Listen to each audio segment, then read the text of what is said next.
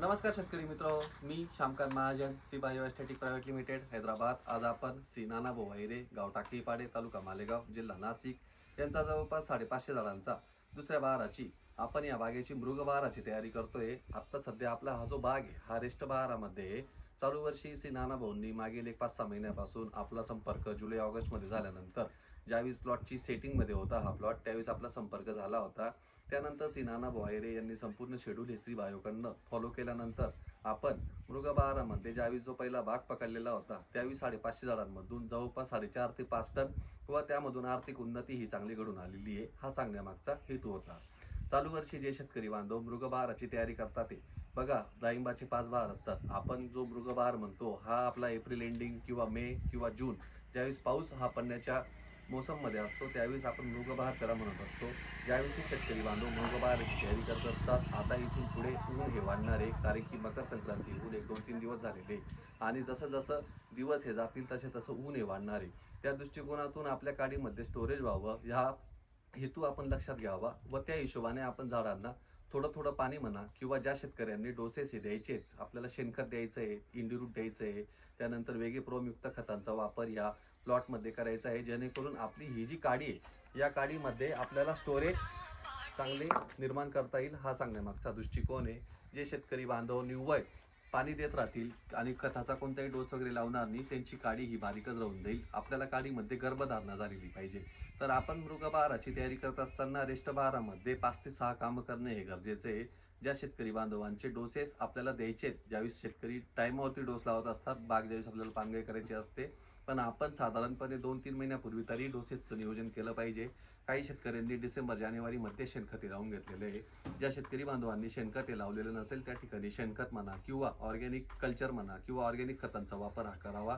Number 2, आपण रासायनिकमधून 10-26-26 म्हणा किंवा 12-32-16 म्हणा 300 ग्रॅम 400 ग्रॅम प्रति झाड, त्यासोबतच प्रोमयुक्त खतांचा वापर 500 ग्रॅम ते 1 किलो, त्यासोबतच इंडिरूट 100 ग्रॅम प्रति झाड, त्यासोबतच क्रिया पावडर 25 ग्रॅम प्रति झाड हा डोस आपण मृगबहारामध्ये आपल्याला देण्याची तयारी आहे. नंबर 2, आपल्याला जर बघितलं तर मागील 8 ते 10 दिवसापासून आपल्या पंचकृषीमध्ये ढगाळ वातावरणाचा सामना आपल्याला करावा लागतोय आणि ज्या ठिकाणी आपण झाडं हे रेस्ट बहारामध्ये सोडलेले त्या ठिकाणी आपल्याला मव्याचा मोठा प्रादुर्भाव हा दिसतोय. अशा वेळेस आपण कडक फवारणी कीटकनाशकांचा वापर हा करू शकतो. त्यामध्ये इमिडाक्लोप्रिड म्हणा किंवा लान्सर गोल्ड म्हणा किंवा सोलोमन म्हणा किंवा टोल्फेन प्राईड म्हणा, ज्याला आपण यमराज किंवा ताईची वेगवेगळ्या ब्रँड्सने औषधे येत असतात, ज्यामुळे कमी खर्चामध्ये आपले रेस्ट बहारामध्ये स्प्रे होतील. त्यासोबतच आपण कॅप्टॉप म्हणा किंवा व्हॅलिडामायसिनचा सुद्धा वापर रेस्ट बहारामध्ये कॉम्बिनेशनमध्ये करू शकतो. एकदा आपला मवा, चिकटा, थ्रिप्स, आई, तुडतुडे हे कंट्रोल झाले त्यानंतर आपण रेस्ट बहारामधून काडीमध्ये स्टोरेज व्हावं त्यासाठी 0-32-34 मॅजिक मिक्स, प्लॅटिनो सीड, 999 अशा वेगवेगळ्या औषधांचा वापर श्री बायोकडनं करणार आहोत. नंबर 2, त्यासोबतच नंबर 3 म्हणजे आता आपल्याला हे झाड जर बघितलं आपण, हे झाड संपूर्ण कॉम्पॅक्ट झालेलं आहे आणि या झाडामध्ये वॉटर शूट हे पोटामध्ये निघालेले आहे. तर आपल्याला छाटणी न घेता या झाडामधले वॉटर शूट काढणं गरजेचं आहे. खोडाचे वॉटर शूट काढणे आहे. खोडाला आपल्याला चुना मोरचूद 0.5% बोर्डोच्या मिश्रणाने वॉश करून घेणं आहे महिन्यातून एकदा किंवा अमावस्या पौर्णिमेच्या हिशोबाने आपण एकदा वॉश करून घेणे आहे. ज्या वेळेस आपण शूट हे काढत असतो ना त्यावेळेस आपलं बोर्डो मिश्रण चुना 400 ग्रॅम, मरचूद 1 किलो, 200 लिटर पाणी, प्रति झाड अर्धा लिटर एका झाडाला वॉश करून घ्यावं. ज्यावेळेस आपण शूट काढत असतो आणि आपण कोणत्याही प्रकारची फवारणी खोडाला करत नाही त्यावेळेस आपल्या प्लॉटमध्ये मर किंवा पिथियम म्हणा किंवा फ्युजेरियम म्हणा याची फंगस ही मोठ्या प्रमाणामध्ये जाणवते. नंबर 4, नंबर 5 आपण जे म्हणतो की आता आपण ह्या ज्या प्लॉटची जर अवस्था जर बघितली, चालू वर्षी आपण ऑक्टोबरमध्ये डोसेस लावल्यामुळे या प्लॉटमध्ये अतिशय चांगल्या पद्धतीची ग्रीनरी आहे. जमिनीचा प्रकार हा मध्यम हलका आहे. आपल्याला ज्यावेळी आपण बेसल डोस हे लावणार आहेत आत्ता रेस्ट बहारामध्ये, तर आपल्याला पाणी हे मोठ्या प्रमाणात द्यावं लागणार आहे. जे शेतकरी पाणी हे कमी देतील त्या ठिकाणी फुलांची संख्या ही मोठ्या प्रमाणामध्ये निघेल. आपल्याला शाकीय अवस्था प्राप्त करायची आहे, आपल्याला लैंगिक अवस्था नको.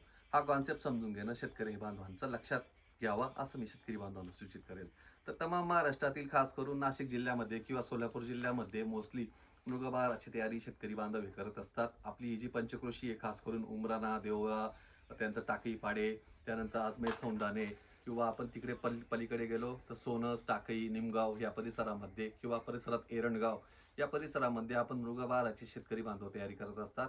अशा वेळेस आपल्याला झाडामध्ये स्टोरेज निर्माण व्हावं या दृष्टिकोनाने शेतकरी बांधवांनी काम करावं असे मी शेतकरी बांधवांना सूचित करेन. आभारी.